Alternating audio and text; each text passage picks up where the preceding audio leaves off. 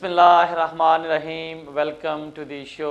मैं हूं आपका मेज़बान रियाज गुल।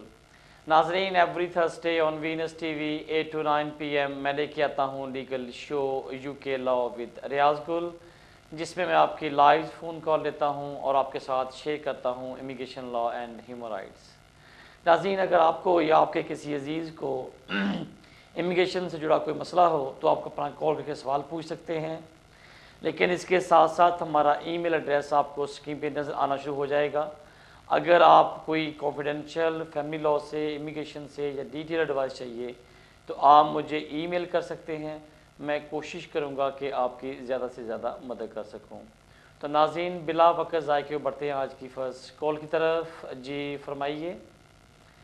जी गुल साहब जी, मैं इस कंट्री 2009 ਚ ਆਇਆ ਸੀ ठीक ਤੇ ਮੈਂ ਵੀਜ਼ਾ ਆਇਆ ਸੀ ਤੇ ਮੇਰਾ ਵੀਜ਼ਾ ਐਕਸਪਾਇਰ ਹੋ ਚੁੱਕਾ ठीक ਤੇ ਜਿਹੜੀ ਮੇਰੀ ਪਾਰਟਨਰ ਆ ਉਹ ਬ੍ਰਿਟਿਸ਼ ਆ ठीक ਤੇ ਅਸੀਂ 4.5 ਸਾਲ ਤੋਂ ਇਕੱਠੇ ਰਹਿ ਰਹੇ ਹਾਂ, ਲੇਕਿਨ ਸਾਡੇ ਕੋਲ 2.5 ਸਾਲ ਦੇ ਪ੍ਰੂਫ ਆਫ ਐਡਰੈਸ ਹੈਗੇ ਆ ठीक ਤੇ ਅਸੀਂ ਕੀ ਅਨਮੈਰਿਡ ਪਾਰਟਨਰ ਦਾ ਕੇਸ ਪਾ ਸਕਦੇ ਹਾਂ? ਉਹ ਸਟੂਡੈਂਟ ਆ ਔਰ ਪਾਰਟ ਟਾਈਮ ਜੌਬ ਵੀ ਕਰਦੀ ਹੈ ਤੇ ਉਹਦੀ ਸੈਲਰੀ ਇਸ ਟਾਈਮ 10,000 ਆ ठीक। ਤੇ ਲੇਕਿਨ ਮੈਨੂੰ ਨਾ ਪੁਲਿਸ ਨੇ, ਮੈਂ ਤੁਹਾਨੂੰ ਇਹ ਵੀ ਦੱਸ ਦਿਆਂ, ਪੁਲਿਸ ਨੇ ਮੈਨੂੰ ਅਰੈਸਟ ਕਰ ਲਿਆ ਸੀ ਤੇ 10 ਤਰੀਕ ਨੂੰ ਮੈਨੂੰ ਉਹਨਾਂ ਨੇ ਟੈਂਪਰੇਰੀ ਰਿਲੀਜ਼ ਦੇ ਕੇ ਛੱਡ ਦਿੱਤਾ। ठीक ਤੇ ਹੁਣ ਮੈਂ ਸਾਈਨਾ ਤੇ ਜਾਣਾ ਐਵਰੀ ਫਰਾਈਡੇ ਰਿਪੋਰਟਿੰਗ ਸੈਂਟਰ। ठीक ਤੇ ਕੀ ਪਲੀਜ਼ ਮੈਨੂੰ ਡਿਟੇਲਸ ਦੱਸ ਦਿਓ ਕਿ ਮੈਂ ਅਨਮੈਰਿਡ ਪਾਰਟਨਰ ਦਾ ਕੇਸ ਪਾ ਸਕਦਾ? ਜੇ ਪਾ ਸਕਦਾ ਤੇ ਵੀਜ਼ਾ ਮੈਨੂੰ ਇੱਥੇ ਮਿਲ ਜਾਏਗਾ ਤੇ ਕਿਸ ਤਰ੍ਹਾਂ, ਕਿੰਨਾ ਟਾਈਮ ਲੱਗੂ प्लीज़? जी, आपकी कॉल का शुक्रिया। देखें, जो बेसिक प्रिंसिपल है वो ये कहता है कि या आपकी यूके के अंदर शादी रजिस्टर होनी चाहिए, या अगर आप 2 साल से इकट्ठे रह रहे हों और आपके तमाम डॉक्यूमेंट्री एविडेंस ये प्रूव करते हों कि आप 2 साल से इकट्ठे रहते हैं, तो फिर आप अनमैरिड पार्टनर की बेस पे अप्लाई कर सकते हैं। आपने मुझे बताया कि आपको 2.5 साल हो गए इकट्ठे रहते हुए, डॉक्यूमेंट्री एविडेंस आपके पास है, तो आप बिल्कुल अनमैरिड पार्टनर की बेस पे अप्लाई कर सकते हैं। ये तो है एक बेसिक प्रिंसिपल। लेकिन इसके साथ जब आप मैरिड की या अनमैरिड पार्टनर की बेस पे अप्लाई करते हैं तो उनकी आगे कंडीशंस हैं कि जो आपने फिल करनी है to get the visa as a spouse. वो लॉ ये कहता है कि जो शख्स स्पाउस के लिए वीज़ा अप्लाई करेगा उसके पास सबसे पहले उसके पास यहाँ पे वैलिड लीव होनी चाहिए। सेकंड, जो उसकी जो आपकी जैसे है आपकी वाइफ है, उनकी इनकम आज के लॉ के मुताबिक 18,600 होनी चाहिए। दो के रिसेंटली सुप्रीम कोर्ट ने ये जजमेंट दी है कि जो लोग यहाँ पे ब्रिटिश नेशनल हों या जिनके पास रिफ्यूजी स्टेटस हो, अगर वो किसी को as a dependent, as a spouse sponsor करेंगे तो उनकी जो इनकम है वो 13,500 होनी चाहिए। अभी सिर्फ ये जजमेंट आई है, लॉ नहीं बना। जब लॉ बनेगा तो डेफिनेटली, लेकिन मेरी आपको एडवाइस है जब तक ये लॉ नहीं बनता, जो एग्जिस्टिंग लॉ है उसके मुताबिक अपनी रिक्वायरमेंट्स को पूरी करें। सेकंड, आपकी ये थ्रेशोल्ड पूरा करना है। लेकिन आपकी जो मिसेज हैं वो बोला कि सिर्फ 10,000 पाउंड कमा रही हैं, जो शॉर्टफॉल है उसको इनकम ज़्यादा अपनी इम्प्रूव करनी चाहिए। अगर सेकंड जॉब करती हैं या एम्प्लॉई हैं और सेल्फ एम्प्लॉय के बेस पे जो भी डॉक्यूमेंट्स हैं उनके रिक्वायर्ड वो पूरे करना होंगे। जो थर्ड है, आपके पास सफिशेंट यहाँ पे अकोमोडेशन होनी चाहिए। तो ये चीज़ें पूरी करनी हैं। उसके बाद जब आप अपने रिलेशनशिप को इस्टेब्लिश कर लें, मेरे ख्याल में आपके पास फ़र्स्ट ऑफ़ ऑल आपकी जो मिसेस हैं उनके पास इनकम पूरी नहीं है। सेकंड, आपका यूके में रहते हुए आपके पास वैलिड लीव नहीं है। और थर्ड, आपकी शादी रजिस्टर नहीं हुई। क्योंकि ये तीनों जो इशू हैं ये काफ़ी मैंडेटरी हैं, जो आपने फिल करने तब आप अप्लाई कर सकते हैं। लेकिन आपका जो मैरिड और अनमैरिड वाला वो तो मैटर सॉल्व होता है कि आप 2 साल से इकट्ठे रह रहे हैं। अब आपने इनकम इम्प्रूव करनी है और ये आपने इस्टेब्लिश करना है या आपने बताना है होम ऑफिस को कि आप क्यों वापस नहीं जा सकते और आपकी इन कंट्री रहते हुए एप्लीकेशन क्यों कंसिडर की जाए। लॉ क्लियर है कि अगर आपके पास वैलिड लीव ना हो और आप ब्रिटिश नेशनल से शादी करें और आपने वीज़ा अप्लाई करना हो तो आपको you have to leave the country and get the entry clearance to come as depend on the UK. लेकिन अब आपके अगर सर्कमस्टेंस ऐसे हैं कि आप वापस नहीं जा सकते, ये आपको एस्टेब्लिश करना होगा। लेकिन सम केसेस में आता है कि अगर आपके एक्सेप्शनल सर्कमस्टेंसेस हों, अगर आपका रिलेशनशिप ऐसा है कि दोनों डिफरेंट कंट्रीज ही हों, कल्चर या रिलीजियस की वजह से, या आपके बच्चे हों, तो फिर बच्चों के जो इंटरेस्ट हैं उनको प्राइमरी कंसिडर करते हुए होम ऑफिस यहाँ से इन कंट्री एप्लीकेशन आपको करने की परमिशन दे देता है, दो कि आपके पास वीज़ा ना भी हो तो। लेकिन अब मुझे नहीं पता कि आपके डिटेल्स, आपके सर्कमस्टेंस क्या है। बेस्ट है कि आप किसी सोल्सिटर को मिलें, अपनी तमाम एविडेंस और फैक्ट्स बताएं, ताकि वो आपको एक प्रॉपर एडवाइस करे और आपकी एप्लीकेशन में कोई प्रॉब्लम ना आए। आपकी कॉल का शुक्रिया। बढ़ते हैं नेक्स्ट कॉल की तरफ। जी फरमाइए। अस्सलाम वालेकुम रियाज साहब। वालेकुम अस्सलाम। सर मेरा क्वेश्चन ये है कि मेरा नाम माजिद खान है और मेरा क्वेश्चन ये है कि मैंने 2009 में एज ए ब्रिटिश पार्टनर के तौर पर अप्लाई किया था और ठीक। सीओ के लिए भी साथ ही अप्लाई किया था। मेरा क्वेश्चन आप गौर से सुनो और बाद में मुझे जवाब देना, मैं फ़ोन पर कर रहा हूँ। ठीक। अच्छा, 2009 में मैंने सीओ के लिए भी अप्लाई कर दिया, तो सीओ उन्होंने जारी किया 2011 में, ठीक। तो वो हमने शादी भी रजिस्टर की। ठीक। तो उसके बाद ऑलरेडी 2009 में रिफ्यूज़ कर लिया था उन्होंने पार्टनर बेस पे। कोई बात नहीं, तो वो आपको चल सीओ रहा था एक्सेप्ट हो गया, उसके रिफ्यूज़ल बाद के क्या लिए। हुआ? तो अभी 2013 में उन्होंने बोला जी कि मैं जेआर के लिए ले गया हूँ, ठीक है। तो उन्होंने बोला जी कि आपका तो केस ही कोई पेंडिंग नहीं है, लेकिन मैं जेआर में ले गया हूँ, मेरा एक ब्रिटिश बेटा भी है। अब मुझे ये बताएं कि मेरा क्या होगा इसका। आपने कुछ शादी chances हैं मेरे रजिस्टर आपने शादी रजिस्टर करके वीज़ा अप्लाई किया था? तो शादी रजिस्टर करने के बाद अप्लाई नहीं किया था, बल्कि शादी रजिस्टर करने के बाद और सिर्फ रिकन्सिडर पे डाल दिया उसने, मेरे वकील ने, ठीक है। मैंने उसको बोला भी था कि 7 जुलाई से पहले एक फ्रेश एप्लीकेशन कर दो मेरी, लेकिन उसने नहीं की है।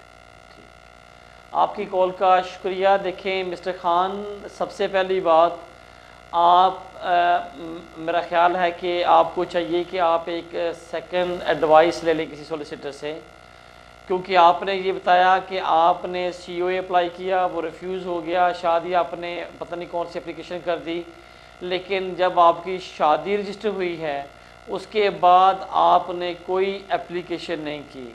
आप मेरे ख्याल पहली एप्लीकेशन जो अनमेरिड वाली थी उसको परसू कर रहे हैं। आप देख लें, अगर आपकी शादी यहाँ पर रजिस्टर हो गई थी तो बेस्ट आपका एक्शन ये होना चाहिए था कि आपको शादी रजिस्टर करने के बाद स्पाउस वीज़ा अप्लाई करना चाहिए था। अगर वो एक्सेप्ट करते या रिफ्यूज़ करते, आप उसको चैलेंज करते या उसको जीआर में लेके जाते, तो वो सबसे बेस्ट ऑप्शन थी। अब मुझे जो लगता है कि शायद आपने अनमैरिड वाला डाला था, उसको फिर रिफ्यूज़ हो गया, फिर रिकिस में चले गए, लेकिन कभी भी आपने शादी करने के बाद कभी आपने अप्लाई नहीं किया, तो आपको वीज़ा कैसे मिलेगा? अगर आप जीआर में गए हैं, मैं इस पर शायद ज़्यादा कमेंट्स ना करूं कि किस ग्राउंड्स पे या किस एप्लीकेशन को आपने चैलेंज करने के लिए गए हाई कोर्ट में। मेरी आपको सिर्फ एक जनरल या आपको एक हम्बल एडवाइस ही होगी कि आप अपने डॉक्यूमेंट्स लेके किसी भी सोलिसिटर के पास चले जाएं, उनसे एक सेकंड ओपिनियन ले लें, ताकि आपको पता हो कि आपका जो आपने एक्शन लिया हो ये बेस्ट है या नहीं। लेकिन अगर आपका यहाँ पे इस रिलेशनशिप से बच्चा पैदा हो गया है, मेरी अभी भी आपको एडवाइस होगी, शादी रजिस्टर हो गई है, बेटा यहाँ पैदा हो गया है, आप उसकी बेस पे फ्रेश एप्लीकेशन करें, तो मोर लाइकली आपको अच्छा रिलीफ मिलने के चांसेस हैं। आपकी कॉल का शुक्रिया। बढ़ते हैं नेक्स्ट कॉल की तरफ। जी फरमाइए। जी फरमाइए। हेलो जी फरमाइए।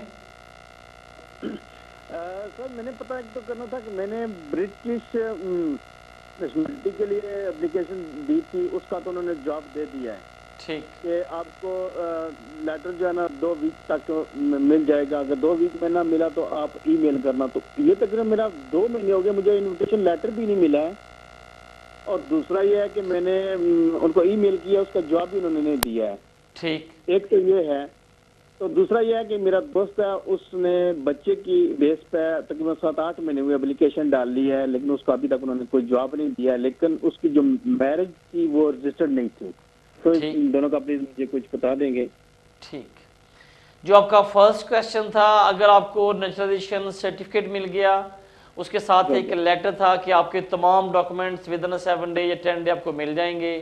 अगर नहीं मिलते तो आप हमें द फॉलोइंग नंबर जो ईमेल दी है या फ़ोन नंबर दिया है उस पर कॉन्टैक्ट करें, तो आपको वो भेज देंगे।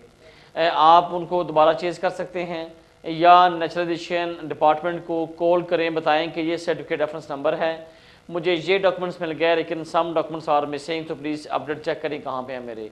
ईमेल करें और फ़ोन भी कर सकते हैं। जो सेकंड क्वेश्चन था कि आपके किसी फ्रेंड्स ने या अपने फैमिली मेम्बर ने जो वीज़ा अप्लाई किया है on the base of unmarried partner, उनका बच्चा है, अगर उन्हें अप्लाई कर दिया उनको वेट करना चाहिए। अगर उन्होंने अभी अप्लाई किया है लेकिन उसका कोई रिस्पॉन्ड आ गया, कोई अनफॉर्चुनेट या उनकी फेवर में नहीं आया, तो फिर भी आप उनको बोलें कि वो कोई एक्शन लें, क्योंकि आपने बिल्कुल सिंपल ये बताया कि अप्लाई किया क्या होगा। अगर किसी शख्स का यहाँ पे कोई अपने स्पाउस बेस पे अप्लाई करता है, उनकी दो कैटेगरीज हैं, या तो वो शादी करने के बाद अप्लाई कर सकता है, या सेकंड उसके पास ऑप्शन है कि अगर वो इकट्ठे रह रहे हों 2 साल से, तो 2 साल की रिलेशनशिप पे अनमैरिड की बेस पे भी वीज़ा अप्लाई किया जा सकता है। अब डिपेंड करता है, ये तो सिर्फ एक पार्ट है कि उनके रिलेशनशिप को एस्टेब्लिश करने के लिए, लेकिन उसके साथ साथ जो स्पाउस वीज़े के लिए जो रिक्वायरमेंट्स हैं वो उनके पास थ्रेशोल्ड होना चाहिए जो उनकी मेंटेनेंस का, और उसके अलावा उनके पास अकोमोडेशन होनी चाहिए, उनके पास बाकी के डॉक्यूमेंट्स, जो एप्लीकेंट है उसका इंग्लिश होना चाहिए। ये सारी चीज़ें एडिशनल हैं जो मैंडेटरी हैं फॉर द स्पाउस वीज़े के लिए। अगर वो तमाम डॉक्यूमेंट्स उसने प्रोवाइड कर दिए तो बिल्कुल उनको कंसिडर करना चाहिए। अगर उसकी एप्लीकेशन पेंडिंग है, कोई चीज़ उसने प्रोवाइड नहीं की, तो वो अपनी फर्दर सबमिशन करते हुए भी अप्लाई कर सकता है। लेकिन अगर अनफॉर्चुनेटली उसका किसी भी रीज़न से एप्लीकेशन रिफ्यूज़ होती है या उसकी फेवर में नहीं जाती, तो उसके पास बड़ा अच्छा आर्गूमेंट्स हैं, इसको फाइट किया जा सकता है। क्योंकि जब इस रिलेशनशिप से बच्चा पैदा हो जाए, और अब क्योंकि होम ऑफिस या कोर्ट बच्चों के इंटरेस्ट को हमेशा ये मैंडेटरी, वो उनको हमेशा हाई लेवल पे कंसिडर करते हैं। तो मेरी आपको एडवाइस है, अगर अप्लाई किया है वेट करें, अगर सबमिशन नहीं की वो फर्दर सबमिशन कर सकते हैं, और फिर जो भी डिसीजन आए उसके बाद वो अपना एक्शन ले सकते हैं। आपकी कॉल का शुक्रिया। बढ़ते हैं नेक्स्ट कॉल की तरफ। जी फरमाइए। सर सत श्री अकाल जी। जी सत श्री अकाल। सर जी मेरा सवाल है कि ਅਸੀਂ ਨਾ ਪਹਿਲਾਂ ਤੋਂ ਸਾਡਾ ਕੇਸ ਲੱਗਾ ਤੇ ਕੋਈ 2 ਸਾਲ ਪਹਿਲਾਂ ਤੋਂ ਲੱਗਾ ਸੀ, 2-2.5 ਸਾਲ ਤੋਂ। ਠੀਕ। ਉਹਦੇ ਬਾਅਦ ਚ ਜਦੋਂ 9 ਜੁਲਾਈ ਦਾ ਲਾਅ ਆਇਆ ਸੀ, ਫਿਰ ਬੱਚੇ ਦੇ ਬੇਸ ਤੇ ਨਾ 7 ਈਅਰ ਬੇਸ ਤੇ ਪਾਸ ਹੈ ਬੱਚਾ, वैसे मेरा 8 ईयर ओवर हो गया। ठीक। उन्होंने रिफ्यूज कर दिया, फिर हमने उसको चैलेंज किया, सोलिसिटर ने चैलेंज किया, फिर वो जो टीसोल के होते ना सोलिसिटर, ठीक, वो 3 बार 1-1 महीने का टाइम ले रहे हैं। वो बोलते आगे से कोई जवाब नहीं आ रहा, कोई रिस्पांस नहीं मिल रहा, हम क्या करें? ठीक। वो हम आगे क्या करें, वो तो कुछ समझ नहीं आ रही, आप बता देंगे प्लीज? आपकी कॉल का शुक्रिया। देखिए आपकी एप्लीकेशन रिफ्यूज हुई, आपने उसको चैलेंज किया, हाई कोर्ट में चले गए, जीआर लॉन्च कर दिया। अब जब आप जीआर लॉन्च करते हैं तो हाई कोर्ट रिस्पॉन्सिबल है कि उसकी एक कॉपी जो रिस्पोंडेंट हैं जो कि होम ऑफिस, वो उनको सर्व करते हैं। जब होम ऑफिस को सर्व होती है तो जो होम ऑफिस के बिहाफ पे जो सोलिसिटर एक्ट करते हैं वो उसको बोलते हैं ट्रेजरी सोलिसिटर। अब उन्होंने आपका जो क्लेम है उनके पास पहुंच गया, लेकिन जो उनका होम ऑफिस का जो सोलिसिटर है वो अपने क्लाइंट से इंस्ट्रक्शन देता है कि बताएं ये इनका क्लेम है, आपके पास इसका डिफेंस में क्या क्या चीज़ें हैं। नॉर्मली जब ट्रेजरी सोलिसिटर आपसे टाइम मांग रहा है, आप मेरा ख्याल है बेस्ट है कि वेट करें। वो टाइम देने से आपका डू अंडरस्टैंड कि आपका डिले हो रहा है, लेकिन ये इतना आप इसको हार्श या इसको क्विक करने की कोशिश ना करें, क्योंकि जब होम ऑफिस का जो सोलिसिटर है जिसको ट्रेजरी सोलिसिटर बोलते हैं, वो अपने क्लाइंट से यानी कि होम ऑफिस से फर्दर इंस्ट्रक्शंस मांग रहा है कि हम मुझे क्या करना चाहिए, क्या इसको आप रिकन्सिलेशन करना चाहते हैं या आपके पास डिफेंस है कि मैं हाई कोर्ट में चैलेंज करूं। क्योंकि जब ये दोनों पार्टीज़ का, आपका या होम ऑफिस का, दोनों को डिफेंस कोर्ट में जाएंगे, हाई कोर्ट जब डिसीजन देता है तो उसके अगेंस्ट फिर वो कॉस्ट ऑर्डर भी करते हैं। तो होम ऑफिस हमेशा कॉस्ट ऑर्डर को अवॉइड करने के लिए देखते हैं कि अगर उनका केस स्ट्रॉन्ग है नहीं है तो फिर वो कहते हैं कि हम आपके केस को दोबारा रिकन्सिडर करते हैं या हम आपकी एप्लीकेशन को एक्सेप्ट करते हुए वीज़ा ग्रांट करते हैं। आउट ऑफ द कोर्ट वो आपसे सेटलमेंट की कोशिश करेंगे। आप वेट करें, जितना वो टाइम लेंगे वो आपकी फेवर में जाएगा, और इसलिए आप इसको रश करने की ज़रूरत नहीं है। अगर 2 या 3 दफ़ा महीने का टाइम महंगा है तो वेट कर लें, अच्छा होगा कि कोर्ट के बगैर ही आपकी सेटलमेंट हो जाए ताकि आपको वीज़ा ग्रांट हो जाए। आपकी कॉल का शुक्रिया। बढ़ते हैं नेक्स्ट कॉल की तरफ। जी फरमाइए। अस्सलाम वालेकुम। वालेकुम अस्सलाम। जी मैं सोहेल बोल रहा हूँ। मैंने स्टूडेंट वीज़ा के लिए अप्लाई किया था 2011 में। ठीक। और जनवरी 2012 में रिफ्यूज हुआ था। ठीक। तो मैंने अपील की थी न्यू एडमिशन के लिए, तो अपील मेरी जुलाई 2012 में ग्रांटेड होगी बाय कोर्ट से। ठीक। और उसका लेटर मुझे अभी कल मिला है होम ऑफिस से कि तुम्हें अपील ग्रांटेड हो गई। तो मुझे ये जानना था, उसके लिए मुझे बैलेंस, अभी मैं एक्सटेंशन करवाता हूँ तो उन्होंने बैलेंस मुझे कितना दिखाना शो करना पड़ेगा, स्टूडेंट और 2 डिपेंडेंट के लिए। ठीक। और मुझे दूसरा क्वेश्चन मेरा ये है कि स्टूडेंट और डिपेंडेंट उसमें वर्क अलाउड मिलेगा अगर मैं हाईली ट्रस्टेड कॉलेज में एडमिशन लेता हूँ? ठीक। और इस दौरान क्या है कि मेरी बेटी भी बॉर्न हो गई, यहाँ पर 1.5 साल की हो गई, तो मेरे आगे मेरे क्या चांसेस है यहाँ पे स्टे करने के लिए, प्लीज ये बताएंगे जरा मुझे। ठीक।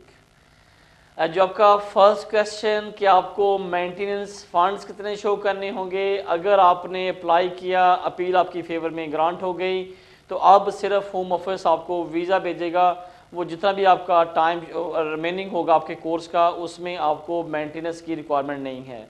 अगर आपके कंटिन्यूस कोर्स की या कोर्स करते हुए या चलते हुए जब आप एक्सटेंशन अप्लाई करते हैं और वो रिफ्यूज़ हो जाए, कोर्ट में जाएं, कोर्ट जो अपील है वो अलाउ कर दे, तो फिर इस स्टेज पे आपको मेंटेनेंस की रिक्वायरमेंट नहीं मांगते, क्योंकि अब कोर्ट ने आपकी फेवर में डिसीजन दे दिया। अब कोर्ट के ऑर्डर के मुताबिक होम ऑफिस आपको वीज़ा ग्रांट करके आपको भेज देंगे। सिवाय इसके कि अगर आपका कोर्स फिनिश ना हो गया हुआ या आपका जो कॉलेज है वो लिस्ट पे ना हुआ, या होम ऑफिस आपसे मांगता है कि आप अपना फ्रेश कैश लेटर भेजें, क्योंकि आपका पहले वाला कैश जो वैलिड नहीं है। अगर आपका फ्रेश कैश होगा तो जो कैश के मुताबिक नई रिक्वायरमेंट्स होगी वो आपने अप्लाई करना होगा। इस पोजीशन में आपको सिर्फ 2 मंथ का मेंटेनेंस शो करना होगा। जो सेकंड क्वेश्चन था कि आपको कितना वीज़ा मिलेगा, अगेन कोर्स पे डिपेंड करता है। जितना कोर्स होगा कोर्स के मुताबिक आपको वो वीज़ा ग्रांट करेंगे। लेकिन जो लास्टली का कि आपकी जो जहाँ बेटी पैदा हुई है 1.5 साल की हो गई है, लॉ ये कहता है कि अगर आपका यहाँ पे रहते हुए बच्चों के साथ 7 साल हो जाएं या यहाँ पे बच्चा पैदा हो और वो 7 साल का हो जाए, तो 9 जुलाई 2012 में जो नया लॉ आया है उसके मुताबिक आप यहाँ पे लीव टू रिमेन अप्लाई कर सकते हैं। लेकिन 1.5 साल की बेस पे मैं शायद अभी कोई कमेंट्स नहीं करूँगा कि आपके क्या चांसेस हैं। वेट करें जो वीज़ा मिल जाए उसके बाद अपना एक्शन लेना। जो एक और आपका क्वेश्चन था कि आपको काम करने की परमिशन होगी या नहीं होगी, लॉ के मुताबिक सिर्फ और सिर्फ पब्लिक फंडेड इंस्टीट्यूट को सिर्फ इजाज़त है, उसमें भी आप लेवल 7 और अबव आपका एडमिशन हो तो तब आपको काम करने की इजाज़त है। लेकिन अगर प्राइवेटली वो हाईली ट्रस्टेड हों या वो ए रेटेड हों तब आपको काम करने की permission unfortunately home office grant नहीं करता। आप डिपेंड करता है कि आपका जो इंस्टीट्यूट है वो पब्लिक फंडेड है या प्राइवेट, वो आपके सर्कमस्टांस के मुताबिक आपको काम करने की इजाज़त देंगे। आपकी कॉल का शुक्रिया। बढ़ते हैं नेक्स्ट कॉल की तरफ। जी फरमाइए। हेलो सर, मैं पूछना चाहती हूँ कि मैंने ना मैं मैरिज बेस पे जहाँ आई थी, ठीक, तो मैंने 2011 में अपना ओवरस्टे हो गई थी मैं 3-4 साल, ठीक, थोड़ी प्रॉब्लम के कारण। ठीक। वैसे तो मेरे बच्चे भी ब्रिटिश है, मेरा हस्बैंड भी। तो मैंने 2011 में अपनी एप्लीकेशन डाली थी FLRM में। ठीक। तो 2012 में जाके उसका डिसीजन आया था, तो उन्होंने मुझे 2.5 ईयर का पहले दिया वीज़ा। तो मैं ये पूछना चाहती हूँ कि ये 2.5 का मुझे मिला, इसके बाद मुझे फिर 2.5 का मिलेगा, उसके बाद ही डेफिनेट मिलेगी आपको वीज़ा का मिला था? आपको वीज़ा का मिल के आया है? 2012 में मिला था। महीना कौन सा? साल में 12 महीने, कौन से महीने? हाँ जी, किस महीने आपको मिला 2012 में? मुझे मिला था अगस्त में मिला था। ठीक, आपकी कॉल का शुक्रिया मैडम। जिन लोगों ने बेशक वो जुलाई 2012 से पहले अप्लाई किए थे या बाद में अप्लाई किया, जो भी लोग इस तरह के सर्कमस्टांस में जो बच्चों की बेस पे ये स्पाउस वीज़ा अप्लाई कर रहे हैं, उनको नए लॉ के मुताबिक वीज़ा ग्रांट हो रहा है। आपको जब वीज़ा मिला उन्होंने एक लेटर दिया था कि आपको 2.5 साल का वीज़ा दे रहे हैं और आपको इस तरीके से 10 साल गुजारने होंगे और 10 साल के बाद आप क्वालिफाइड करेंगे कि आपको इंडेफिनिट ग्रांट किया जाए। जो भी अब नए लॉ के मुताबिक जिनके पास वैलिड लीव ना हो और वो डिपेंडेंट वीज़ा अप्लाई करें ड्यू टू एक्सेप्शनल सर्कमस्टांसेस, जब उनको वीज़ा ग्रांट होगा बच्चों की बेस पे, तो उनको यहाँ पे 10 ईयर्स 2.5 साल के 4 एक्सटेंशन लेना होगी और 10 ईयर्स पूरे करते हुए वो इंडेफिनिटली क्वालिफाइड करेंगे। आप अपना लेटर पढ़ें, उसमें बड़ा क्लियरली उन्होंने एक्सप्लेन किया है कि किस ग्राउंड्स में आपको वीज़ा ग्रांट हुआ और अब इस वीज़े पे आपकी कौन कौन सी कंडीशंस हैं और आप कब इंडेफिनिट के लिए क्वालिफाइड करेंगी। आपकी कॉल का शुक्रिया। बढ़ते हैं नेक्स्ट कॉल की तरफ। जी फरमाइए। अस्सलाम वालेकुम। वालेकुम अस्सलाम। जी, अभी आप इन मोहतरमा का सवाल का जवाब दे रहे थे, तो वो मेरा भी इसी तरह का केस है। हमें यहाँ पे रहते हुए 9 साल हो गए, मेरे हस्बैंड को 11 साल हो गए। हमारी बच्चियाँ जो अंडर एज आई थी, वो अभी तो एक तो अंडर एज है और दूसरी 18 की हो गई है। तो हमने इसी बेस पे 9 जुलाई से पहले हमने अप्लाई किया था ह्यूमन राइट के लिए। और क्योंकि अभी हमें पता नहीं था कि उन्होंने 7 ईयर की पॉलिसी आ रही है या नहीं आ रही, तो हमने ह्यूमन राइट पे किया था। तो उसके बाद से हमें यही उम्मीद हुई कि शायद ये 7 ईयर की हमारी हो जाएगी, लेकिन अभी 1 साल के बाद उन्होंने हमारा कल रिफ्यूज करके भेज दिया है कि आप यानी किसी उसमें नहीं आते और वहाँ आप रह सकते हैं इस तरह से। हालांकि हमने सारा 9 साल का पूरा रिकॉर्ड बच्चों की स्कूल का और कॉलेजेस का, और अभी भी बच्चे पढ़ रहे हैं कॉलेज में। आपको राइट ऑफ ऑल मिला मैडम? जी, आपको राइट ऑफ अपील मिला है? नहीं, राइट ऑफ अपील नहीं दिया ना उन्होंने। तो अब मैं आपसे ये पूछती हूँ कि आप मुझे बताइए कि हमें क्या करना चाहिए आगे। तो इन्होंने क्यों हमें रिफ्यूज किया, जबकि ये पॉलिसी आगे, ये रूल बन गया है, कानून बन गया, तो उन्होंने क्यों नहीं हमें इसमें वो शामिल किया? ठीक मैडम, आपकी कॉल का शुक्रिया। देखिए, आप ये लॉ 9 जुलाई 2012 में आया है कि अगर बच्चों के साथ 7 साल गुजार लें और बच्चों की एज 18 साल से कम हो, या बच्चों की एज 18 साल से अबव हो लेकिन 25 से कम हो, और आपने मोस्ट ऑफ टाइम यूके में गुजारा हो, तो आप क्वालिफाइड करते हैं कि फ़र्दर लीव के लिए अप्लाई करें। लेकिन उसमें 5-6 कैटेगरीज हैं, या जो उनके बुलेट पॉइंट्स हैं उस पर लिखा हुआ है कि आप यहाँ पे क्वालिफाइड करते हैं, बच्चों के सगारे हों, आप वापस जाके अपनी कंट्री में सेटल नहीं हो सकते, आपकी जो आपने यहाँ पे बिल्कुल टाई कर लिया है फैमिली, सोशली, इकोनॉमिकली। अब होम ऑफिस सम केसेस में रिफ्यूज़ कर रहा है। मेरी आपको एडवाइस होगी कि please go to the solicitor, इस केस को बिल्कुल चैलेंज करें। राइट ऑफ अपील नहीं मिला, आप इसको हाई कोर्ट में लेके जाएं।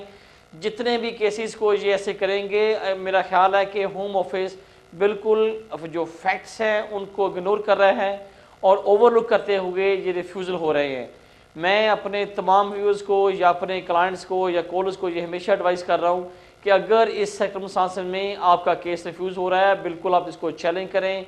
नंबर ऑफ़ द केसेस जो हैं वो हाई कोर्ट में चैलेंज हो चुके हैं। मुझे लगता है कि इनका एक बिल्कुल जॉइंट और इसका एक डिसीजन आएगा जिस पे जितने भी लोगों ने अप्लाई किया होगा बिल्कुल उनकी फेवर में डिसीजन जाएगा। लेकिन एज़ फार एज इंडिविजुअल आपके मैटर में मैं आपको एडवाइस करूँगा कि बिल्कुल आप किसी एक्सपर्ट्स के पास चले जाएं, आप अपने तमाम फैक्ट्स दिखाएं, आपके डॉक्यूमेंट्स को रिलाई करते हुए वो इसको हाई कोर्ट में चैलेंज करेंगे। और आपने जैसे बताया कि आपके जो बच्चों ने जो पीक ऑफ द टाइम जो कि उन्होंने यहाँ पे गुजार लिया, एजुकेशन की है, तो देयर इज़ नो चांस कि वो इसको रिफ्यूज़ करें। लेकिन अगर रिफ्यूज़ किया है इसको चैलेंज करें, बिल्कुल आपका जो स्ट्रॉन्ग आर्गूमेंट्स हैं आपके केस में।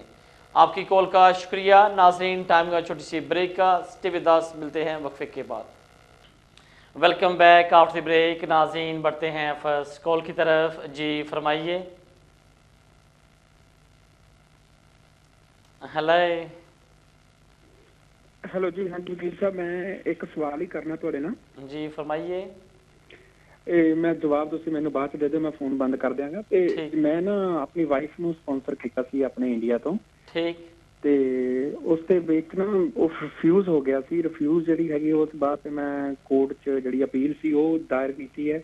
ਉਹ ਅਕਤੂਬਰ ਦੇ ਵਿੱਚ ਹੈ। ਜੇ ਮੈਨੂੰ 18600 ਦਾ ਹੀ ਲੋਅ ਦੇ ਮੁਤਾਬਕ ਚੱਲਣਾ ਪਏਗਾ ਕਿ ਜਾਂ ਜਿਹੜਾ 13500 ਦਾ ਜਿਹੜਾ ਹੋਇਆ ਆ ਉਹਦੇ ਮੁਤਾਬਕ ਚੱਲਣਾ ਪਏਗਾ, ਇਹਦੇ ਬਾਰੇ ਮੈਂ ਪਤਾ ਕਰਨਾ ਸੀ। ਤੁਹਾਡਾ ਰਿਫਿਊਜ਼ ਕਿਉਂ ਹੋਇਆ ਸੀਗਾ? ਰਿਫਿਊਜ਼ ਸਿਰਫ ਇਸੇ ਤੋਂ ਹੀ ਹੋਇਆ ਸੀ, ਇਹ ਜਿਹੜੀ 18600 ਤੋਂ ਹੀ। ਠੀਕ। ਤੁਹਾਡੀ ਕਾਲ ਦਾ ਸ਼ੁਕਰੀਆ। ਅਗਰ ਜਿਹੜਾ ਕਿਉਂਕਿ ਸੁਪਰੀਮ ਕੋਰਟ 'ਚੋਂ ਹੁਣ ਆਰਡਰ ਆ ਗਿਆ ਕਿ ਤੁਹਾਡੀ 13500 ਹੋਣੀ ਚਾਹੀਦੀ ਇਨਕਮ, ਔਰ ਇਹ ਉਹਨਾਂ ਲੋਕਾਂ ਦੀ ਜਿਨ੍ਹਾਂ ਦੇ ਜਿਹੜੇ ਸਪਾਂਸਰ ਆ ਉਹ ਬ੍ਰਿਟਿਸ਼ ਨੈਸ਼ਨਲ ਹੋਣ ਜਾਂ ਉਹ ਰਿਫਿਊਜੀ ਸਟੇਟਸ 'ਤੇ ਹੋਣ। ਅਗਰ ਤੁਸੀਂ ਇਸ ਚੀਜ਼ ਨੂੰ ਮੀਟ ਕਰਦੇ हैं तो मोर लाइकली ਜਿਹੜੀ अपील ਆ ਤੁਹਾਡੀ फेवर 'ਚ हो जाएगी। ਤੁਹਾਡੀ कॉल का शुक्रिया। बढ़ते हैं नेक्स्ट कॉल की तरफ। जी फरमाइए।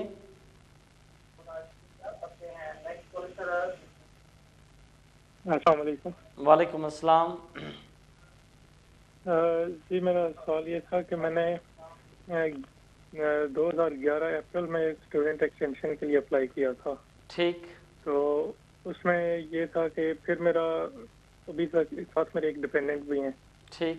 तो उसके बाद लास्ट ईयर जुलाई में 2012 में जुलाई एंड पे मुझे दोबारा उन्होंने कहा था कि आपका कॉलेज जो है तो वो बंद हो गया, तो आप नया कैश लेटर वगैरह जमा कराएं। ठीक।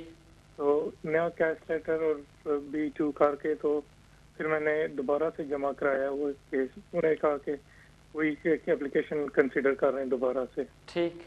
तो अब ये है कि अभी तक उसका कोई जवाब अभी तक नहीं आया।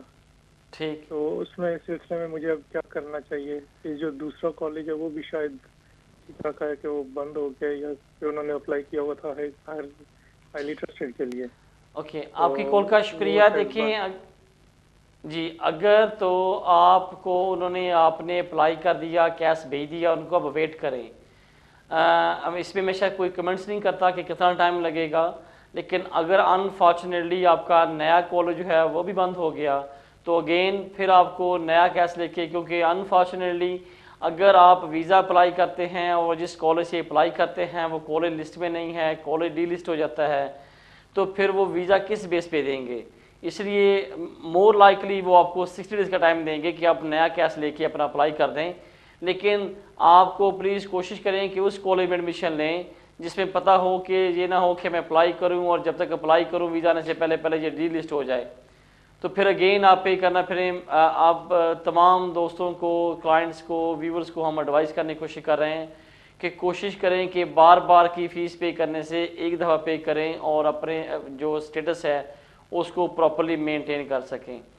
वेट करें, जो डिसीजन आएगा उसके मुताबिक। अगर आपका डिसीजन के दरमियान आपका कॉलेज लाना करें डी लिस्ट हो गया तो अगेन आपको फिर नया कैसा रेट लेके दोबारा अप्लाई करना होगा। आपकी कॉल का शुक्रिया। बढ़ते हैं नेक्स्ट कॉल की तरफ। जी फरमाइए। अस्सलाम वालेकुम। वालेकुम अस्सलाम।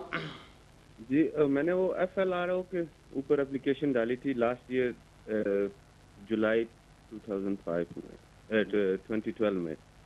तो 7 महीने के बाद उन्होंने मुझे भेजा लेटर को बायोमेट्रिक का। तो अभी मैंने बायोमेट्रिक दे दी और अभी तकरीबन 6 महीने होने आ रहे हैं, उन्होंने कोई जवाब नहीं भेजा। मेरा बेटा है यहाँ पे, ब्रिटिश बेटा, मेरी वाइफ के साथ नहीं बनी, यानी कि इस्लामिक मैरिज की थी मैं, इलीगल था बेसिकली। मुझे 14 साल हो गए इस कंट्री में। तो मेरा बेटा मेरे पास होता है 3 दिन। जो लेटर मैंने ऑलरेडी अपनी एक्स से वो लेटर भी लिख के होम ऑफिस को भेजा है, लेकिन अभी 6 माह हो गए, अभी उन्होंने कोई जवाब नहीं दिया। और मेरा बेटा मेरे पास 3 दिन रहता है और उसका प्राइवेट वो नर्सरी जा रहा है, उसका भी रिकॉर्ड मैंने साथ लगा कर भेजा था। ठीक, तो बताएंगे क्या करेंगे, कितना टाइम वो लगाएंगे? आपकी कॉल का शुक्रिया। देखें, अगर जो ह्यूमन राइट्स की बेस पे अप्लाई करते हैं किसी किस्म की एप्लीकेशन किसी भी कैटेगरी में, तो उसमें तकरीबन 4 से 6 माह लग रहे हैं। लेकिन जो ये FLRO की एप्लीकेशन है, इसका मतलब ये है कि further leave to remain out of the immigration rules, या आप यूँ समझ लें सिंपल वर्ड में कि आप अपने ह्यूमन राइट्स की बेस पे अप्लाई कर रहे हैं। इसमें टाइम स्केल अनफॉर्चुनेटली 6, 7, 8 माह लगा रहे हैं। लेकिन आप कहते हैं कि आपके अप्लाई किए हुए लास्ट जुलाई का या जुलाई में अप्लाई किया, फिंगरप्रिंट दिए हुए 6 मंथ हो गए हैं। अब आप सिर्फ आपके पास ऑप्शन है कि जो नंबर्स हैं उस पर कॉल करें, ईमेल करें, फैक्स करें, उनको चेज कर सकते हैं by your self, by your solicitors. हाँ, अगर वो फिर भी नहीं करते तो फिर लास्ट जो ऑप्शन आती है, आप अपने लोकल MP के पास जाएं, उनसे लेटर लिखवाएं ताकि आपके केस को स्पीड अप हो सके। क्योंकि अब आपका केस पेंडिंग है, तमाम एविडेंस जो आपके पास थी या जो आपने क्लेम करना था तमाम आपने उनको प्रोवाइड कर दिया। आप सवाई इसके कि या वेट करें या आप उसको चेज करें अपने ज़रिए, सोलिसिटर के ज़रिए या लोकल MP के ज़रिए। आप मेरा ख्याल अगर साल से ज़्यादा हो गया है तो you should go to the अपने लोकल MP, उनको बोलें कि आपके भी पे वो लेटर लिखें ताकि आपका केस जो है वो स्पीड अप हो सके। आपकी कॉल का शुक्रिया। बढ़ते हैं नेक्स्ट कॉल की तरफ। जी फरमाइए। जी फरमाइए। भाजी मेरा केस इदा है, मैं EU फैमिली मैंबर ਦੇ ਨਾਲ शादी ਕੀਤੀ ਸੀ। ठीक। 2010 ਦੇ ਵਿੱਚ ਤੇ ਮੈਨੂੰ 5 ਸਾਲ ਦਾ ਵੀਜ਼ਾ ਮਿਲ ਗਿਆ ਸੀ। ठीक। ਤੇ ਫਿਰ ਮੈਂ ਇੰਡੀਆ ਜਾ ਕੇ ਆਇਆ ਸੀ ਤਾਂ 7-8 ਮਹੀਨੇ ਬਾਅਦ ਕੁਝ ਪ੍ਰੋਬਲਮ ਨਹੀਂ, ਫਿਰ ਮੈਂ ਨੈਕਸਟ ਟਾਈਮ ਹੁਣ 2030 ਦੇ ਵਿੱਚ ਗਿਆ ਸੀ। ਤੇ ਆਉਂਦੇ ਮੈਨੂੰ ਰੈਸਟ ਕਰ ਲਿਆ ਸੀ ਨਹੀਂ ਇੱਥੇ, ਹੈ ਨਾ। ਠੀਕ। ਜੇ ਫਿਰ ਮੈਂ 5 ਮੰਥ ਅੰਦਰ ਰਿਹਾ, ਜਿੱਦਾਂ ਮੰਨ ਲਾ ਮੇਰੀ ਵਾਈਫ ਫਿਰ ਆ ਗਈ ਸੀ 2 ਵੀਕ ਬਾਅਦ, ਮੈਂ ਉਹਨੂੰ ਦੱਸਿਆ ਵੀ ਉਹ ਵੀ ਹੌਲੀਡੇ ਕਰਨ ਗਈ ਆ, 7-8 ਮਹੀਨੇ ਤੋਂ ਉੱਥੇ ਰਹਿ ਰਹੀ ਹੈ ਨਾ।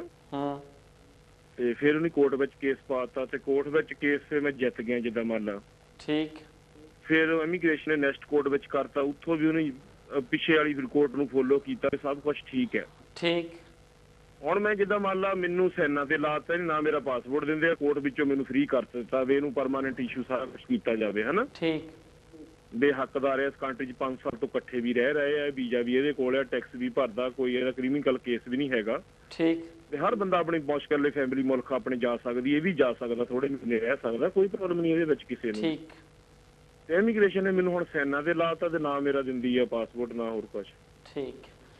ਹਾਂਜੀ ਇਹ ਗੱਲ ਤੁਹਾਡੀ ਅਪੀਲ ਜਿਹੜੀ ਆ ਉਹ ਅਲਾਉ ਹੋ ਗਈ, ਅਪਰ ਟ੍ਰਾਈਬਿਊਨਲ ਗਏ, ਉਹਨਾਂ ਨੇ ਵੀ ਤੁਹਾਡੀ ਫੇਵਰ 'ਚ ਡਿਸੀਜਨ ਦੇ ਦਿੱਤਾ। ਹਾਂਜੀ। ਹੁਣ ਜਿਹੜੇ ਹੋਮ ਆਫਿਸ ਵਾਲੇ ਤੁਹਾਨੂੰ ਤੁਹਾਡਾ ਵੀਜ਼ਾ ਗ੍ਰਾਂਟ ਕਰ ਦੇਣਗੇ, ਲੇਕਿਨ ਇਹ 'ਚ ਨੋਰਮਲੀ 2 ਤੋਂ 3 ਮਹੀਨੇ ਲੱਗ ਜਾਂਦੇ ਆ। ਅਗਰ ਤੁਹਾਨੂੰ ਉਨੀ ਦੇਰ ਵਾਸਤੇ ਸਾਈਨਿੰਗ ਤੇ ਲਾਤਾ, ਵੀਕ 'ਚ ਇੱਕ ਦਫਾ, ਮਹੀਨੇ 'ਚ ਇੱਕ ਦਫਾ, ਜੋ ਵੀ ਉਹ ਸਾਈਨ ਕਰਦੀ ਚੱਲੋ। ਜਿੱਦਣ ਤੁਹਾਨੂੰ ਵੀਜ਼ਾ ਗ੍ਰਾਂਟ ਹੋ ਜਾਏਗਾ, ਪਾਸਪੋਰਟ ਤੇ ਸਟੈਂਪ ਹੋ ਕੇ ਆ ਜਾਏਗੀ ਔਰ ਤੁਸੀਂ ਸਾਈਨਿੰਗ ਤੇ ਜਾ ਕੇ ਆਪਣੀ ਉਹ ਸਟੈਂਪ ਦਿਖਾ ਦੇਣਾ ਤਾਂ ਕਿ ਤੁਹਾਨੂੰ ਫਿਰ ਉਹ ਸਾਈਨਿੰਗ ਤੋਂ ਸਟਾਪ ਕਰ ਦੇਣਗੇ। ਲੇਕਿਨ ਜਦੋਂ ਤੱਕ ਤੁਹਾਨੂੰ ਹੁਣ ਵੀਜ਼ਾ ਨਹੀਂ ਮਿਲਦਾ, ਨੋਰਮਲੀ ਇਹ ਜਿਹੜੀ ਪ੍ਰੈਕਟਿਸ ਆ ਉਹ 'ਚ ਕੰਸੀਡਰ ਕੀਤਾ ਜਾਂਦਾ ਕਿ ਤੁਹਾਨੂੰ ਉਹਨਾਂ ਨੂੰ ਆਪਣੇ ਸਾਈਨ ਕੈਰੀ ਔਨ ਰੱਖਣੇ ਚਾਹੀਦੇ ਆ। ਜਿੱਦਣ ਤੁਹਾਨੂੰ ਵੀਜ਼ਾ ਮਿਲ ਜਾਏਗਾ ਉਸ ਦਿਨ ਤੋਂ ਬਾਅਦ ਆਪਣੇ ਸਾਈਨ ਬੰਦ ਕਰ ਦੇਣਾ। ਲੇਕਿਨ ਅਗਰ ਅਪੀਲ ਤੁਹਾਡੀ ਫੇਵਰ 'ਚ ਹੋ ਗਈ ਆ, ਤੁਸੀਂ ਪਰੇਸ਼ਾਨ ਨਾ ਹੋਵੋ, ਵਰੀ ਨਾ ਕਰੋ, ਹੁਣ ਤੁਹਾਨੂੰ ਵੀਜ਼ਾ ਬਿल्कुल मिल जाऊगा। थोड़ी कॉल का शुक्रिया। बढ़ते हैं नेक्स्ट कॉल की तरफ। जी फरमाइए। अस्सलाम वालेकुम। वालेकुम अस्सलाम। हाँ जी, मैं इंडिया से हूँ। मुझे एक कंट्री में आके एज ए विजिट पे 6 साल हो गया है। ठीक। तो अभी तक मैंने कुछ भी यानी कि एप्लीकेशन वगैरह नहीं डाली। यानी मेरा यहाँ पे स्टे होने का क्या तरीका है, किस तरीके से मुझे यहाँ पे यानी गो हेड करना चाहिए? ठीक। मेरा स्टेप क्या होना चाहिए अगला? सबसे पहले आपको चाहिए कि आप किसी सोलिसिटर के पास जाएं, उनको बताएं कि आप जब आए हैं उसके बाद यहाँ से वापस क्यों नहीं गए, नंबर 1। नंबर 2, आपने यहाँ पे रहते हुए क्या ऐसा काम किया कि चाहते हैं कि आपको यहाँ पे लीव मिल जाए, आपको वीज़ा मिल जाए, या आपने कोई वॉलंटियर काम किया हो, कोई यहाँ पे अचीवमेंट की हो, और साथ ही साथ आपका वापस ना जाना और आपको जाके अपनी लाइफ को क्या प्रॉब्लम है, क्यों आप वापस नहीं गए। क्योंकि जो लोग विजिटर आते हैं उन पे कंडीशन है कि विद इन अ लीव उनको कंट्री छोड़ के वापस जाना चाहिए। अगर आपने ये ब्रीच किया है, जो आपकी कंडीशन थी या जो लॉ था उसको आपने फॉलो नहीं किया, उसकी रीज़न क्या है, क्या फैक्ट्स हैं कि आप अपने वापस अपने कंट्री में नहीं गए, ये सारी चीज़ें जाके एक्सप्लेन करें, डॉक्यूमेंट दिखाएं। अगर आपकी फैमिली है आपके साथ, ये सारी चीज़ें हैं तो वो डिस्कस करने से आपको एक वो बेहतर एडवाइस कर सकेंगे। वरना अगर आप 6 साल से इलीगल हैं, कोई ऐसा लॉ नहीं कि अगर आप 6 साल इलीगल यहाँ पे गुजारें और आपको यहाँ पे वीज़ा मिल जाए। लॉ ये था कि अगर आप किसी भी कैपेसिटी में वीज़ा हो या विदाउट वैलिड लीव या सम टाइम वीज़ा था उसके बाद आपके पास नहीं था, टोटल आप 14 ईयर्स गुजार लें तो आपको यहाँ पे फर्दर लीव के लिए अप्लाई कर सकते थे। अब वो भी 14 ईयर्स से उन्होंने कट करके 20 ईयर्स कर दिया है, इसलिए अब सिर्फ आपने 6 ईयर गुजारे हैं, तो 20 ईयर्स का बड़ा लंबा टाइम है। एडवाइस होगी किसी सोर्स के पास जाके प्रॉपर उनसे डिस्कस करें, एडवाइस लें ताकि कोई आपकी एप्लीकेशन हो सके। आपकी कॉल का शुक्रिया। बढ़ते हैं नेक्स्ट कॉल की तरफ। जी फरमाइए। Hello. Hello. Hello. I've got a son. He's married, but he's from Pakistan. He's on disability living allowance, and his wage is about 170. Would that be enough to bring his spouse over? Okay, madam, basically the law said if you are in the UK, you have to be established, you are meet the requirements of the maintenance fund, which is threshold 18,600. But recently the Supreme Court gave the decision, this is a very high, the value, the reasonable amount should be at 13,500. But on the third option is if anybody on the disability allowances or is a disabled, then there is another category which you need to be made. But the main thing is need to be established why she, which benefit she is claiming and how much she is claiming, and thirdly how the third party who is coming in the UK, they can maintain and accommodate in the UK without recourse to the public fund. But if you're talking just only £175, unfortunately this is very low chances to get the visa. But still, if you have a chance, you need to go to the solicitor, show all the evidence to the solicitor, then he can give you proper advice how you can make the application to come in the UK as a spouse. Thanks for your call. बढ़ते हैं next call की तरफ। जी फरमाइए।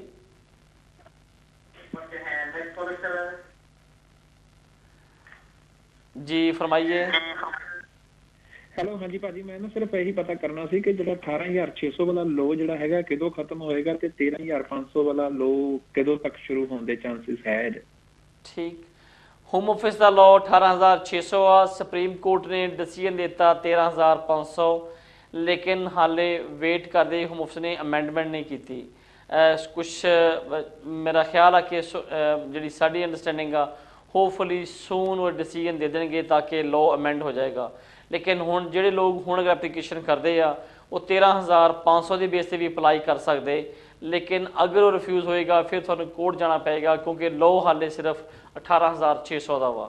Hopefully सून वो decision इनू home office वाले इनू amendment करके नए लॉ के मुताबिक 13500 का इनकम उन्होंने एप्लीकेबल कर देंगे। थोड़ी कॉल का शुक्रिया। बढ़ते हैं नेक्स्ट कॉल की तरफ। जी फरमाइए। हेलो जी फरमाइए। अस्सलाम वालेकुम। वालेकुम अस्सलाम। हाँ जी, पिछले साल के जो 5वां महीना था उसमें हमने ह्यूमन राइट्स का मैंने और मेरी मामा ने किया था, अप्लाई किया था, इसका ह्यूमन राइट्स का केस डाला था। ठीक।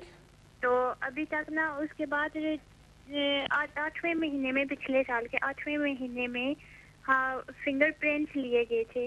ठीक। और तस्वीरें ली थी, लेकिन अभी तक कोई जवाब नहीं आया, कोई कुछ पता नहीं। नॉर्मली जो ह्यूमन राइट्स की एप्लीकेशन हैं या जो FLRO के बेस पे अप्लाई की जा रही हैं उनको तकरीबन 6 से 7 माह में कंसिडर कर रहे हैं। आपने बोला कि आपने लास्ट ईयर मई में अप्लाई किया था 5वें महीने और फिंगरप्रिंट भी आपके 8वें महीने हो गया, लेकिन अभी तक नहीं आया। मेरी आपको ये एडवाइस होगी कि प्लीज़ उनको कॉल करें, चेज़ करें, ख़ुद अप्लाई किया है या अगर आपके सोलिसिटर ने अप्लाई किया तो उनसे रिक्वेस्ट करें कि प्लीज़ आपके लिए वो कॉल करें, चेज़ करें। या अगर दोनों सूरतों में कोई रिप्लाई नहीं आता तो फिर जैसे मैंने अपने प्रीवियस कॉलर को एडवाइस किया कि आप अपने लोकल MP के पास चले जाएं, बताएं कि हमने एप्लीकेशन की थी मई 2012 में, हमारे फिंगरप्रिंट भी होगा 2008 में, हमारे ये सर्कमस्टांस हैं जी, हमारा क्लेम है जी, एप्लीकेशन है, लेकिन home office since 1 years and I think no is 3 month हो गए हैं, 15 मंथ ऑल टुगेदर, तो अभी तक कोई वो डिसाइड नहीं कर रहे। तो हमारे केस को प्लीज़ चेज़ अप करके हमारा डिसीजन बनवा दें, तो शायद फिर वो आपके केस में जल्दी थोड़ा सा डिसीजन ले लें। वरना आप और अपना सोलिसिटर अगर आपका कॉल करे तो वो भी सफिशेंट है, वो उसमें प्रोग्रेस कर देंगे। आपकी कॉल का शुक्रिया। बढ़ते हैं नेक्स्ट कॉल की तरफ। जी फरमाइए। जी फरमाइए। वालेकुम अस्सलाम। मैं जून 2011 में आया था तो कॉलेज में ACLS कोर्स पे, तो 2012 दिसंबर में मेरा कॉलेज जो है सस्पेंड हुआ और जनवरी में जिन फ्रेंड ने एक्सटेंशन के लिए अप्लाई किया तो उन्होंने बताया कि होम ऑफिस ने लेटर लिखा कि ये रिवोक हो गया कॉलेज, बट स्टिल मुझे अभी तक रिवोक होने का लेटर नहीं आया क्योंकि वेबसाइट से कि आपको लेटर लिखते हैं। ठीक। तो मैंने उन्हें ईमेल भी की है और जो है उसके अलावा पोस्ट भी किया है। तो पूछना ये कि अभी मुझे क्या करना चाहिए और मुझे अभी मेंटेनेंस कितनी रखनी पड़ेगी? ठीक। अगर उसके अलावा जो है अब मेरी बेटी भी इस ड्यूरेशन में इधर पैदा हुई है, वो अभी वो तकरीबन 2 साल की हो गई है। ठीक। और ये 5 साल का जो ड्यूरेशन कहते हैं कि 5 साल का जो एजुकेशनल पीरियड ये काउंट, वो 5 साल से आप ज़्यादा स्टडी नहीं कर सकते, तो ये जो टाइम पीरियड है ये उसमें कंसीडर किया जाएगा या ये उसमें नहीं होगा? क्योंकि कॉलेज सस्पेंड हुआ था, अभी तक मुझे रिवोक हुआ या नहीं उसका कोई लेटर नहीं आया, और मेंटेनेंस कितना होगा? और आपका वीज़ा अप्लाई किया हुआ था तब रिवोक हुआ है या पहले रिवोक हुआ है? जी, आप कॉलेज में पढ़ रहे थे तब रिवोक हुआ है या आपने वीज़ा अप्लाई किया था तब रिवोक हुआ है? नहीं, कॉलेज में पढ़ रहे थे। ठीक। आपका कॉलेज रिवोक हो गया, कॉलेज में पढ़ते हैं, आपको ये खुद नॉलेज होना चाहिए कि कॉलेज लिस्ट पे है या नहीं है। 2 के लॉ बड़ा क्लियर है कि होम ऑफिस को इन्फॉर्म करना चाहिए कि आपको कॉलेज रिवोक हो गया, आपके पास 60 डेज़ का नोटिस है कि आप अपना नए कॉलेज में एडमिशन लेके कैश लेके अप्लाई करें ताकि आप अपनी एजुकेशन को कैरी ऑन कर सकें। लेकिन अगर आप बताते हैं कि साल 2 साल हो गए हैं, आपका कॉलेज रिवोक हो गया, आप सिर्फ लेटर का वेट कर रहे हैं, तो कल को होम ऑफिस आपसे क्वेश्चन पूछेगा कि 2 साल आपने कोई स्टडी नहीं की, कॉलेज नहीं गए, तो आपने क्यों नहीं इसको बारे में सोचा कि मैं एक अपनी नई एप्लीकेशन कर सकूं। मेरी आपको एडवाइस है अगर लेटर नहीं भी मिला तो इमीडिएटली आप इसमें एक्शन लें, नए कॉलेज में एडमिशन लेके आपका वीज़ा अप्लाई करें। जो मेंटेनेंस हैं, अगर कॉलेज रिवोक हो जाए और आपको 60 डेज़ का नोटिस हो तो आपको फिर 2 महीनों के फंड्स शो करने पड़ते हैं। लेकिन फिर भी आप अगर आप वेट करना चाह रहे हैं कि जब तक आपको नोटिस नहीं मिलेगा तब तक आप वेट करने के ख्वाहिश में हैं, वेट कर लें। लेकिन समटाइम्स ये होता है कि आपने एड्रेस वगैरह चेंज किया हो या कोई और रीजन ना हुई हो, माइट पॉसिबल होम ऑफिस ने आपको नोटिस भेजा हो, आपको मिला ना हो। सो इसलिए प्लीज़ मेक श्योर करें कि क्या सिचुएशन है। लेकिन ख़ुद भी आप थोड़ा सा इनिशिएटिव लें कि आपका कॉलेज रिवोक हो गया, आप रोज़ाना कॉलेज पढ़ने जाते हैं, या अगर आप नहीं जाते तो 2 साल से क्यों नहीं जाते। ये सारी चीज़ें फिर होम ऑफिस भी आपके ख़िलाफ़ क्रॉस एग्जामिनेशन कर सकता है। तो मेक श्योर करें इमीडिएटली एक्शन लेते हुए नए कॉलेज में कैश लें और अपना वीज़ा अप्लाई करें। आपकी कॉल का शुक्रिया। बढ़ते हैं नेक्स्ट कॉल की तरफ। जी फरमाइए। हेलो जी फरमाइए। ब्रदर, मेरी ना 2 साल पहले शादी हुई थी। ठीक। तो मेरा इन 2 सालों में ना 2 मरतबा ना रिफ्यूज़ हो चुका वीज़ा ना। ठीक। अब मैंने तीसरी मरतबा फिर जमा करवाया है। तो मैं आया था किसी और नाम पे ना, किसी और पासपोर्ट के ऊपर मैं इधर आया था पाकिस्तान से। और शादी जिससे हुई है उसका स्टेटस क्या आपकी मिसेस का? उनका है इंडेफिनिट वीज़ा है उनके पास ना। ठीक। तो अब मैंने तीसरी मरतबा फिर मैंने जमा करवाया है, तो उसमें आप मुझे कुछ गाइड कर सकते हैं, उसका क्या प्रोसीजर होगा? आपने अप्लाई कर दिया, अब मेरा ख्याल गाइड करने का कोई फ़ायदा नहीं, लेकिन आपको शायद आपके सोलिसिटर ने एडवाइस किया या नहीं किया एक्सप्लेन। अगर आपके पास वीज़ा नहीं है और आपकी शादी ब्रिटिश नेशनल से हुई है तो लॉ कहता है कि you should leave the country and get the entry clearance. ये सबसे बेसिक प्रिंसिपल है। आपको शायद जो बार बार रिफ्यूज़ हो रहा है वो इसी बेस पे हो रहा है कि आपके पास वैलिड लीव नहीं है, और दूसरा ये है कि जब आप यूके में आए थे आपने उस वक्त डिसेप्शन की थी या आपने इनके साथ झूठ बोला, जो भी वो उनका रिफ्यूज़ल होगा।